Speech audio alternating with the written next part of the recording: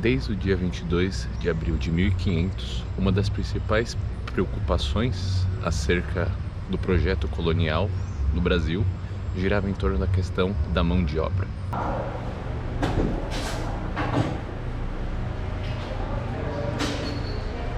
Os portugueses se dedicavam a encontrar braços suficientes para explorar e retirar as riquezas que pudessem ser enviadas para a Europa.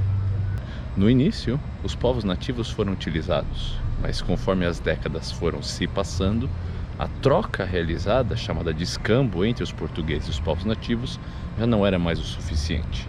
A resistência e as fugas constantes, afinal, os povos nativos conheciam muito bem a região, já atrapalhavam o desenvolvimento colonial. Dessa forma, a partir de mais ou menos 1550, os portugueses tiveram que encontrar uma nova solução. Quem trabalharia para o colonizador?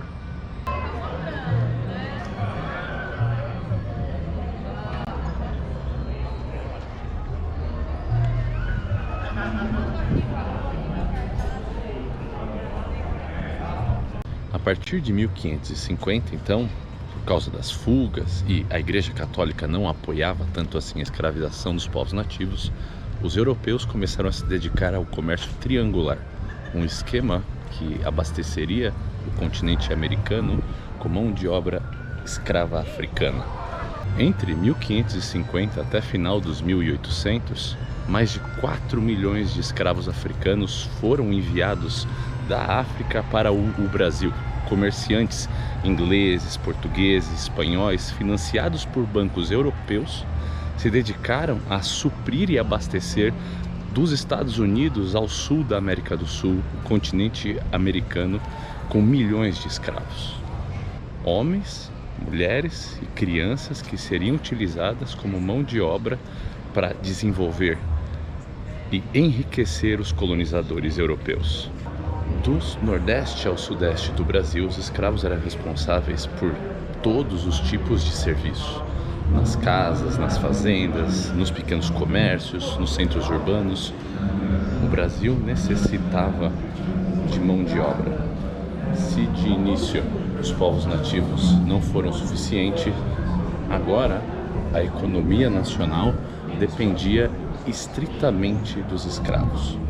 Bem, todo esse sistema que se estendeu durante mais de 3 séculos se encerraria justamente a partir da metade do século XIX.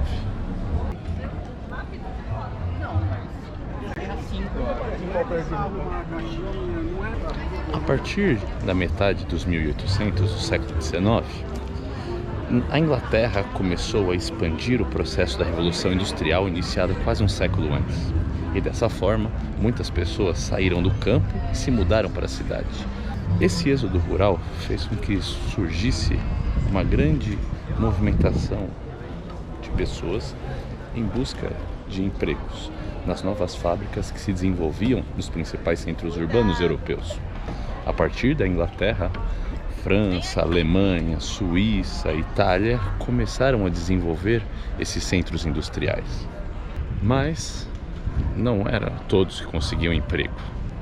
Essa grande movimentação de homens e mulheres do campo para esses centros urbanos gerou, consequentemente, um grande número de desempregados.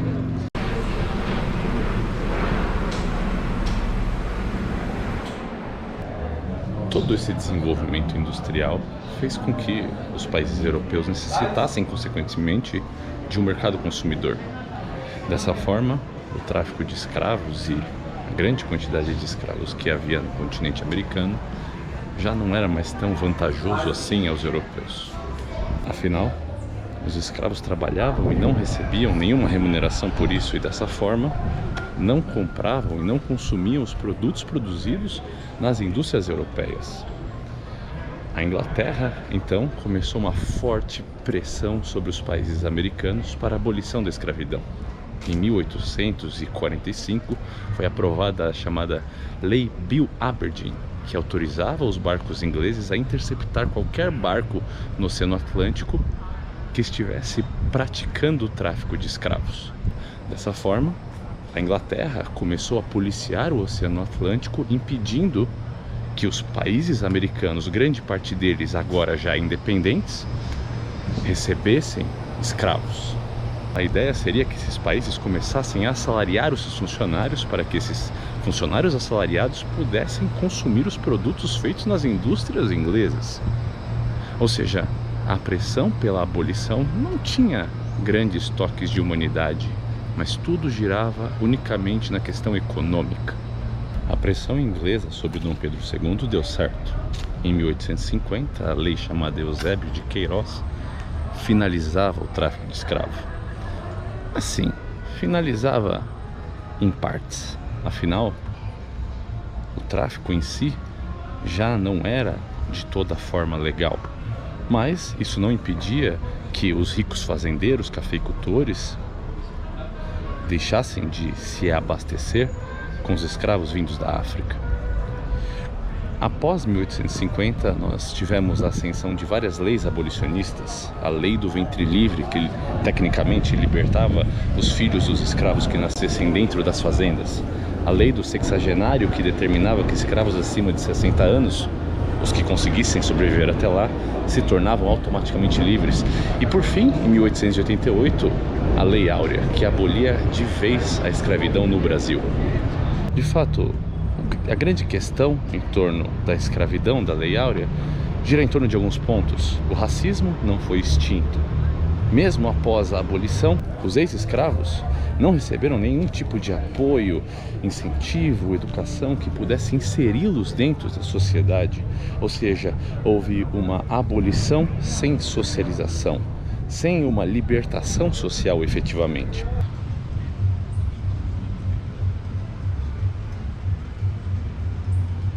Conforme as décadas foram se passando, após a Lei Bill Aberdeen e a Lei Eusébio de Queiroz, os grandes cafeicultores começaram a pressionar o governo brasileiro para encontrar uma forma de substituir a escravidão que já anunciava o seu fim.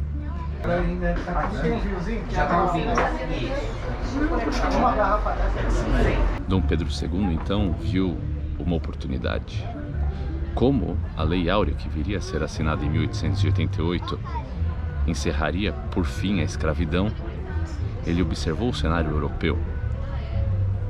Desempregados que buscavam oportunidade, buscavam dinheiro, estavam à disposição na Europa, aos montes, nas principais cidades, Roma, Paris, Londres, Berlim. Não faltavam braços disponíveis para o trabalho no Brasil.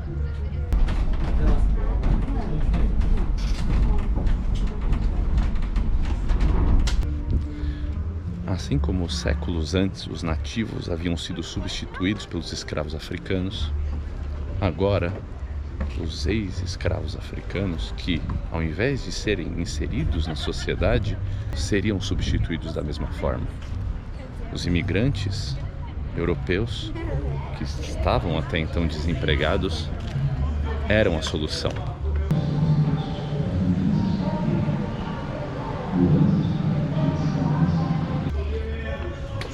Com o apoio do governo brasileiro, grandes cafeicultores criaram um projeto de imigração.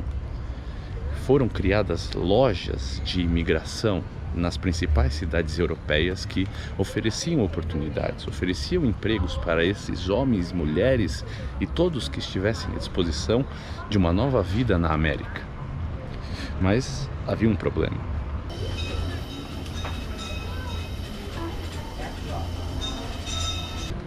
Como mover essa grande massa de trabalhadores da Europa para o Brasil? Praticamente nenhum deles tinha dinheiro suficiente para pagar a viagem. Então, o governo brasileiro apoiou os grandes cafeicultores, os grandes empresários brasileiros. Tudo seria pago com antecedência. Aos imigrantes era oferecido trabalho, era oferecido casa, transporte. A eles só cabia a vontade de vir para o Brasil.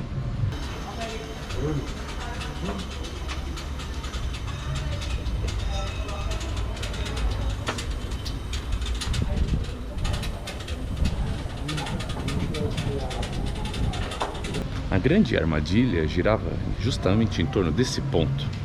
nada seria pago pelos imigrantes, mas sim pelo governo e pelos cafeicultores, pelos fazendeiros brasileiros. Quando esses imigrantes, após a grande viagem da Europa para o Brasil, desembarcassem, eles trariam consigo não apenas a vontade de trabalhar, mas uma dívida enorme.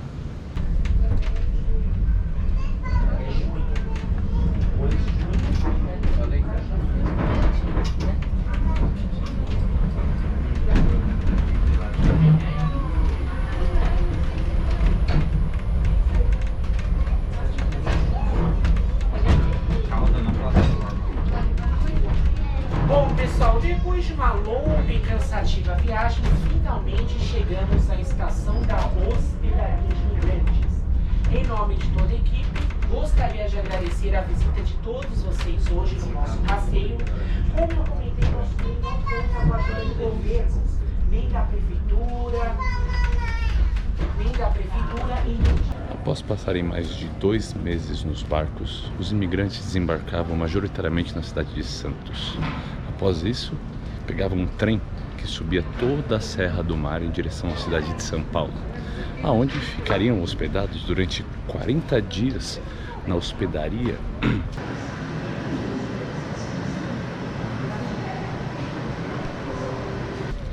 que hoje em dia é o Museu da Imigração.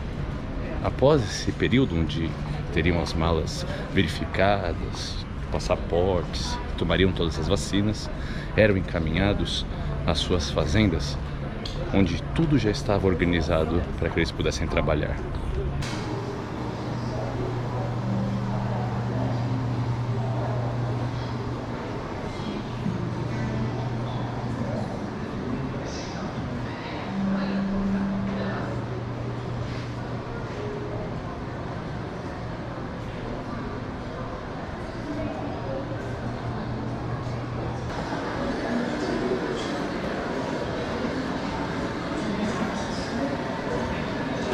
Imigrantes italianos, alemães, espanhóis, todos que se aventuravam fora da Europa e que vinham buscar uma nova oportunidade de vida no Brasil e que, de certa forma, foram responsáveis pela grande miscigenação que nós temos na cultura brasileira, passaram por aqui.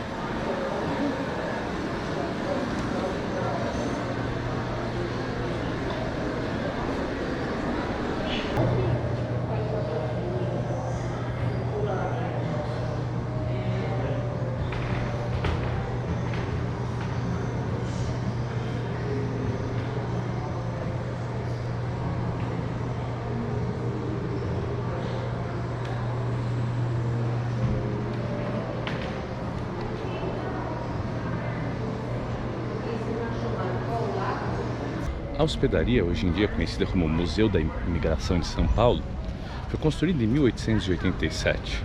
Inicialmente, ela receberia os imigrantes que vinham da Europa. No século XX, 1930 a 1950, receberia os migrantes que viriam do norte e nordeste para São Paulo também em busca de oportunidades.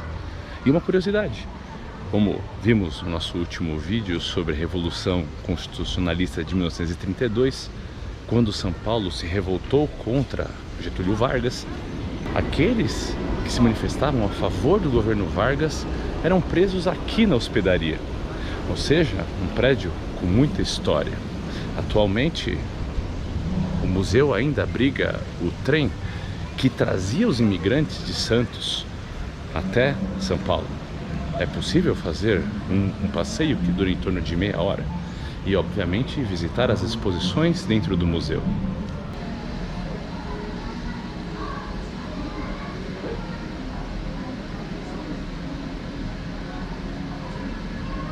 Dessa forma, sempre que falamos sobre os grandes nomes, cafeicultores, fazendeiros, seja um Santos Dumont, seja um Matarazzo, é importante que sempre nos lembremos dos trabalhadores. Os braços que formaram, construíram, exploraram, enriqueceram o Brasil, são daqueles que, ao primeiro sinal de resistência, de problema, são facilmente substituídos. Sejam os povos nativos, sejam os escravos africanos, sejam os imigrantes europeus. Aqueles que estão por trás dos grandes nomes da história são os verdadeiros donos das riquezas.